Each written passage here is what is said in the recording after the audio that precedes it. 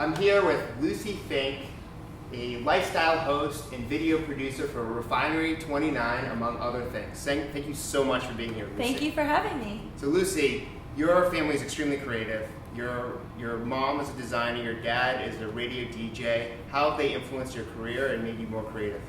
So I'm pretty sure that I got all of my public speaking skills from my dad. From a very young age, I always learned that he was a radio host in the 70s and 80s. He was on PLJ, K-Rock, was at Woodstock, the whole gamut. And he actually gave that up to run our family business when I was really little, but then around middle school, he got back into it. And my sister and I would always go down to the station and record promos, and I always felt like it came naturally to me. So I definitely got that side from my dad. And then my mom, being a designer and an artist, she just has a constant stream of ideas, and because I am the child that's kind of creating content that always needs new ideas, she's constantly texting me, giving me new ideas, and I really attribute a lot of the video ideas and concepts to things that she's come up with. So you're like the 21st century version of your dad, right? Yes. With all these social tools. What have you taught him, and then what has he taught you?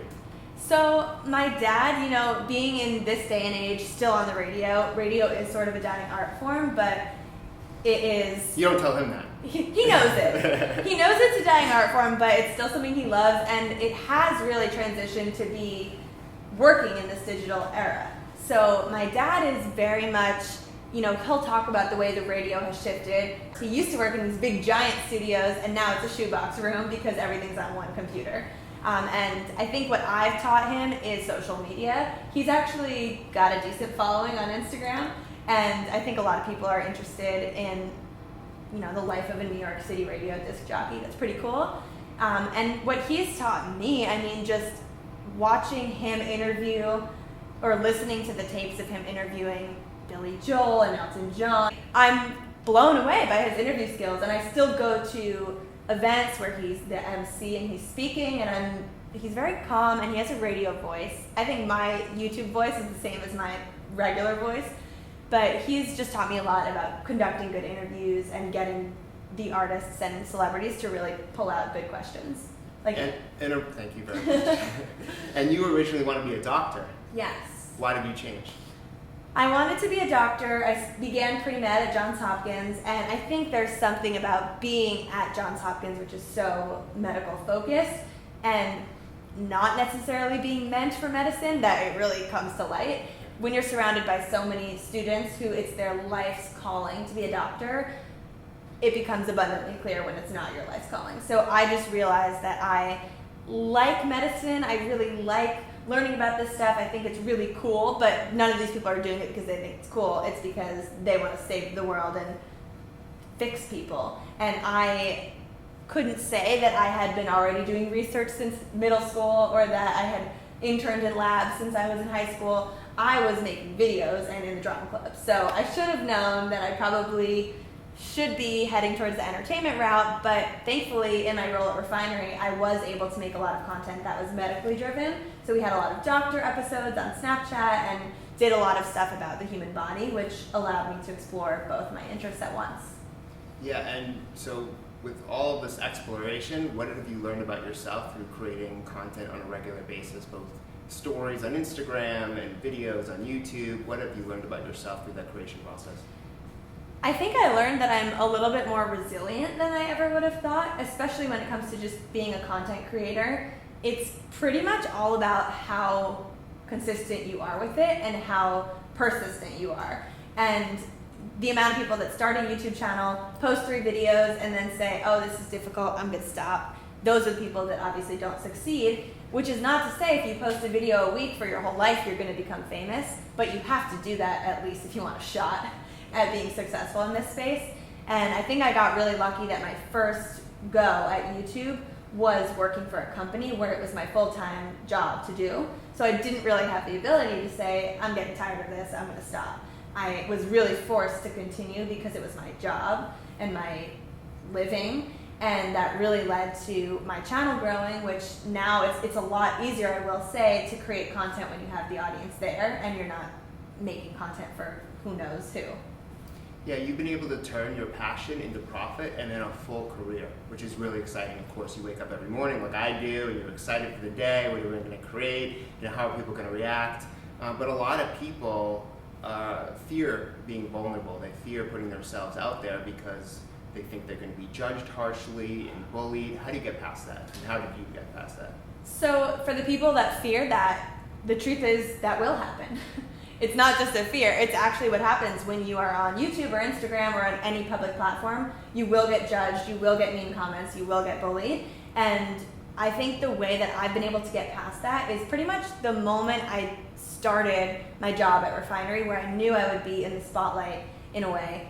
I had already made some YouTube content at Johns Hopkins, and I knew what was kind of coming from the YouTube land. And I just said to myself very early on, I had an honest conversation with myself where I asked, is this what I want to do, and am I okay with this public forum of feedback that's going to be coming in 24/7? Because if I'm not, I have to just not do it. If I am, though, I have to agree that I am okay with it, and I'm just going to deal with it. And I made the decision very early on that this is what I want to do, and saying I'm not going to do it because I'm afraid would not make me happy. And I know that. I know, at any time I could leave YouTube. I could delete my whole account, delete every video I've ever made. I could go to the jungle and grow my own plants, which, I'd love to do that one day. But I genuinely don't think that would make me happy. I think I would be really craving the creation process. It wouldn't stop me from waking up in the middle of the night and jotting down an idea in a notebook and really being excited to make a new piece of content or to create something or tell a story. So I've just come to terms with the fact that this is what I love to do, and it comes along with this baggage, but I'm cool with it. Yeah, and in your TEDx talk, you talk about how trying is so important. And I know this from experience. I used to publish 12 blog posts, a week, and just put out so much content because I didn't know what content would resonate with who and how that would all pan out. So how do you go about your creative process, putting stuff out there and just getting the courage to continue to put it out there even if something doesn't get many views or likes? Yeah, I think that you really do have to create content for yourself primarily, and you have to be creating the content that makes you happy. I do find that the content performs better if it's content that the audience asked for. So my series for Refinery 29 at least is an audience-driven series. So at the end of every episode, I say, comment below and let me know what 5-day challenge you want to see me try next. And oftentimes I do challenges that everyone wants to see, even if I don't think it'd be the best. But every so often there's a challenge that I've been wanting to do or a lifestyle shift that I've been interested in learning about. And it's not an SEO search term, it's not something that people have asked for, but I just make an executive decision that this is what I want to make a video about. And you really never know with these algorithms. Sometimes it just doesn't perform well because no one asked for it, and other times you just kind of tell the people what they should be interested in, and the video does great, and you don't really know why. So I think at the end of the day, creating content is you have to be really standing behind what you do. You have to really find it fun. And I get in bed every night. Unfortunately, when my head hits the pillow is when I'm the most creative. So I do have a notebook next to my bed. Well. Once I'm asleep, I'm good. And I could sleep probably until noon every day if I wasn't woken up for some reason. But I have a little notebook and I'm constantly jotting down ideas. And when I go to bed, I feel abundant because I feel like, wow, I'm never going to run out of ideas. And then there are sometimes in the middle of the day when I'm like, I've done everything. I'm never going to make another video again. Because living life gives you ideas. Yeah, just living life, looking around. Sometimes I watch, if you just type in like a random word to YouTube, you're like, oh, there's a whole community on YouTube based on gerbils. Like, what if I went to the gerbil store and made a gerbil video? Maybe I'll become big in the gerbil community. And there's a million communities, so you can really make content about everything. One thing I'm happy I did in the beginning is start my platform just around lifestyle and not a specific niche. I think, another content creator might say it's better to be very niche and to really be the expert in one thing.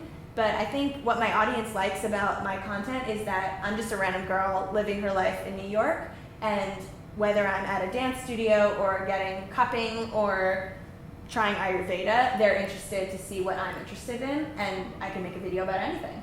Yeah, one of the things that took me years to figure out and find is my voice, like how I'm interacting with people, the language I use in my articles. How did you find your voice? I worked really early on with this other Refinery 29 producer who was really helping me with my early refinery videos. And I think what she helped me with was recognizing that I'm making videos for not just the white 22-year-old New York girl from where I'm from. And she said, you're speaking to the whole world. If you can't just say, just go outside and go to Trader Joe's, because not everyone has that access. And I remember, especially being at Refinery, there were a lot of other things besides just that I feel so grateful to have worked at that company, because I feel like my horizon was expanded, and I feel like I just learned so many do not do's and so many things not to say and so many things that are just not okay or not politically correct that no one in my life had ever taught me. So it was really great to kind of craft my voice that way. But at the same time, I always tell people that the way I am on YouTube is really just the way I am in person. So I don't even really think I've worked that hard to craft a voice so much as I've just spoken. You've fallen into who you are. Yeah, and I think people who know me, I always joke that my friends could probably write my scripts, because there's a very just Lucie way. They could do a first pass at it. Maybe I'll edit it from there. But it's, if you watch any of my videos, you'll get my voice right away. And I would just say it's positive and lighthearted and a little funny, but overall educational and trying to teach people something. Yeah, I think the engagement level that you get on your content is unlike anything I've seen, and I'm friends with people who have millions and millions and millions of followers, yet if you put out a quiz, thousands and thousands of people will respond. What do you think leads to that level of engagement? I blame it on YouTube, because I just think that there are tons of Instagrammers who are competing for a voice on this one platform, but I know for a fact that my Instagram audience was built off of YouTube and the video content that I created there, and I think there's something about being a video personality versus just a photo person that makes people so intrigued by you that makes them want to watch what you're doing behind the scenes of those videos. So I agree, sometimes I look at my following number and the amount of likes that I'm getting compared to some other Instagrammers who have ginormous followings but aren't getting the same engagement. And I just really think it's because they don't create videos all the time. And even I can attest to the fact that I am a YouTube watcher, and I watch certain YouTubers, and I'm obsessed with their Instagrams because it's giving me so much more than I get from the videos I love. And I think one of the things that surprised you, and it definitely surprised me, is when you pulled the audience, you're like, how old are you? Oh, yeah. Right? And it was very diverse. Yeah. I thought it was going to be just teenagers. Oh, right? yeah. Because that's YouTube's audience. So what did that surprised you? But why do you think your content has resonated with people of all ages? So yes, it surprised me wildly. I mean, I can tell on my Instagram from my Insights page that they're not only 13. I always think that they're just 13, but actually the biggest audience is 18 to 24, and the second biggest is 24 to 32. And the third biggest is 13 to 18. So it really is a lot older than I think. But I mean, some of my video series I think are really tailored towards young people. I started a series on my YouTube channel called Letters to Lucie that was really like a big sister helping you with problems series. And most of the emails that I got from people from that series were high schoolers. Going through things like bullying or, whatever it was. But I think that when I realized that for platforms like YouTube, you can create content for people that are 13 or 65. And 100%, I just noticed that more and more I'll have people stop me on the streets and they're all different ages, and it just kind of blows my mind. I think if you create content about lifestyle, that's interesting to people of all ages. And I think what you're really good at, aside from the creation process and whatnot, is partnering with brands, but doing it in a very unique, thoughtful way. So I found you, as we've talked about, through your M&M's commercial, where you have all this crazy wardrobe, you're going between M&M's different colors, and I thought that was so creative. So how do you come up with those ideas, and why do you think you've been able to have better luck with brands rather than a lot of other influencers who try? So coming up with the ideas, there's a lot that goes into it. Usually when a brand comes to you for a brand partnership, there's an entire creative brief attached to it, and it tells you exactly what the product is, what the campaign is, the terms of it, what you can and can't say. There's a lot of that. So usually it comes down to me sitting, looking at the whole creative brief and dissecting it and really just envisioning what do I think is the best piece of content I can create out of this that helps the brand the most in terms of driving sales or getting attention, but also fits with my feed and is something my audience will find fun. The M&M one was a good example where I was a little nervous to be working with a candy brand because I felt that my audience had shifted a lot towards wellness and health and mindfulness, and M&M's doesn't necessarily fit that. But then I realized, this is a major brand that is so nostalgic to me, and it's such a, I ate M&Ms growing up and I still eat M&Ms, and you can have that balance between being into wellness and still liking M&Ms. So, I make a decision, and then in that moment it's about storyboarding and coming up with the concept. I think one of the ways I've been able to be really successful with brands is a mixture of the fact that I do have a talent agent behind me, and a lot of creators, whether it's YouTubers or Instagrammers, are working on their own. I've found like that M&M deal came straight from an agency. So I don't even know where they got it, but they obviously have insider information, and then they can pitch their clients. So it's really great to be signed with a talent agent and get deals that way. But I think another way is when you create content for brands that is good content, other brands see it and then they want a piece of the pie. So just every single time a new brand partnership goes live, that's usually when I hear from other brands asking what my rates are and when I'm available and that kind of stuff. Like my friend says, the content is the marketing. It is. It is. You don't even need, I don't ever do boosting my posts or paying to get it in front of people. I just create the content. I'm really focused on creating content for my existing audience. So yes, it would be great to just grow, but not for no reason. I want to grow because more people are finding me or more people are talking about me. But I really have let go of my desire to just have a higher following number for no reason. And I noticed that I'm just really focused on creating the content for the 150,000 people that are there already. And if another person never comes, I'm cool with the audience that's there. And what's your best piece of career advice? I would say my best piece of career advice for anyone that especially wants to get into content creation is to just start now. Stop putting it off. Stop acting like you don't have the resources.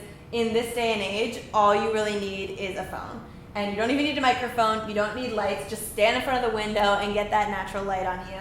Just get started. The internet is not looking for this high quality content anymore. If you can produce that and you can make that, that's great, and it will elevate your content. But just to get started, it's you that they want to see. So put your personality on display and don't think that there's no room for you, because you're the absolute only you in the whole world, and somebody wants to see what you have to say. Thank you so much, Lucie. Thanks for Thank being on you. the show. It was so I good appreciate to it. see you.